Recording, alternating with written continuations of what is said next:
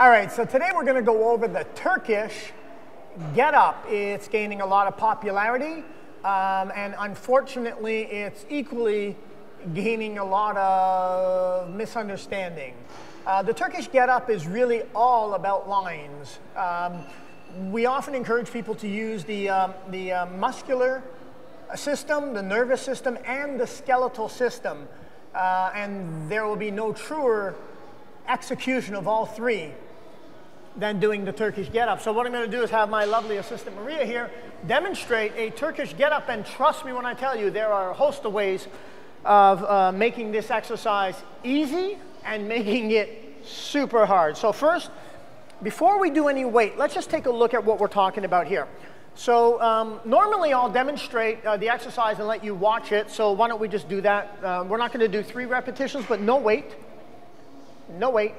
Maria's going to run right through the Turkish Get-up.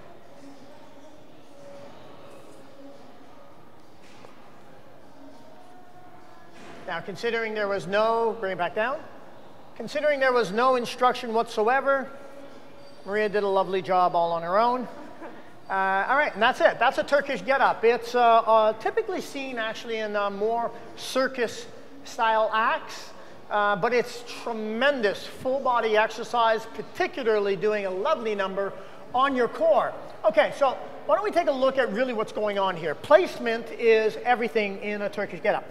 So Maria's going to start utilizing her right hand. Now this can, of course, be done using dumbbells. This dumbbell, not this one. We can use dumbbells. Equally, you can use, and it's often seen, using a kettlebell. But we can also use a barbell, kind of like this.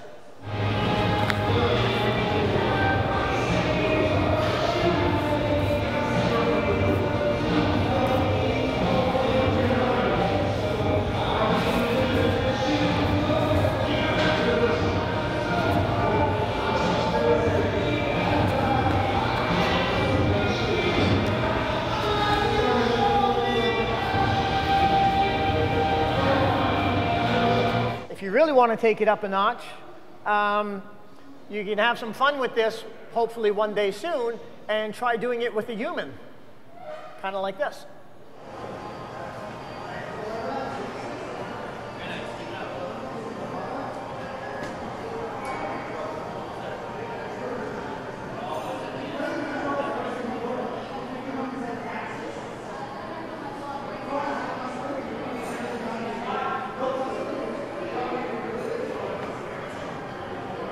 All right, so humans aside, we're going to actually start with Maria. Maria's actually going to demonstrate using a light dumbbell to start as we go over the technique of what we're asking for. So with Maria laying flat on her back, what we're looking to do is we're going to have her, the arm holding the weight is going to keep the elbow tucked in quite close to her ribs.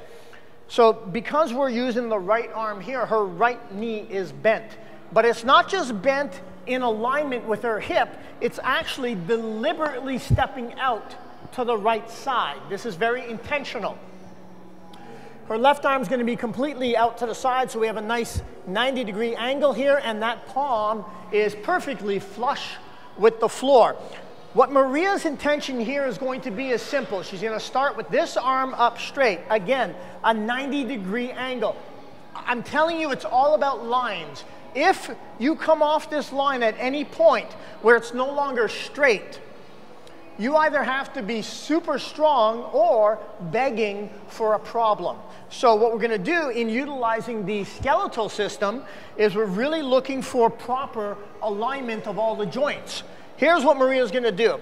Aggressively, she's going to press her right angle, her right foot, that is the same foot that's holding the weight as the right hand, and she's going to aggressively push off of this, rotating her pelvis over up onto her elbow. That is the left elbow. This movement, I'm telling you right now, is an aggressive. It's really the only aggressive movement in the Turkish Get-up movements. So as the weight becomes increasingly challenging, this movement has to become extremely explosive. Bring it back down, please, Bert. All right, so in one explosive movement, Maria's going to take it up, right there. Beautiful.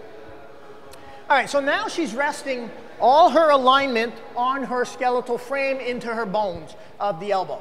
So from there, what she's going to do without any dramatic movement of her hand, she's going to quickly elongate that left arm, so now she's resting on her wrist. Now what she's going to do is slowly bring her wrist as close as she can to her left glute or butt. Beautiful. All right, so now in this position, she's going to put all the pressure on her right foot, left hand, and create a bridge. So now you can see she's arched up as high as she can. Her flexibility will come in handy here. While she's maintaining this bridge, this hand has to stay perfectly aligned. So while she's maintaining all the pressure on these two, she's going to tuck her left leg in under her hip to get to her knee without sliding it or going crazy.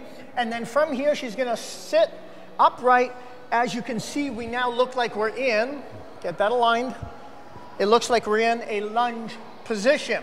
So from here, a one-arm overhead squat, she's actually going to try and stand up, keeping that arm fully extended. You really want to keep that shoulder joint active throughout this exercise. And then from here, this is the end of the top of the movement. Now we're going to bring it back down. She's going to lunge. Here comes the fun part. You have to remember everything backwards. Right? So from here, Maria's going to lean over onto her left hand, keeping this alignment, aligned with the left shoulder. Beautiful. Now from here, all the pressure onto the left hand and this foot, elevating the butt up to create a bridge again, allowing that leg to untuck from that position. Here she'll sit down. Good. That hand is still locked out. Beautiful. Now what she's going to do is slowly creep her left hand out a bit to try and get approximately where she was when she first did the movement. And then from here, she's going to first lay down on that elbow, keeping the alignment. And then from the elbow, she's going to look to lay flat on her back, keeping the alignment.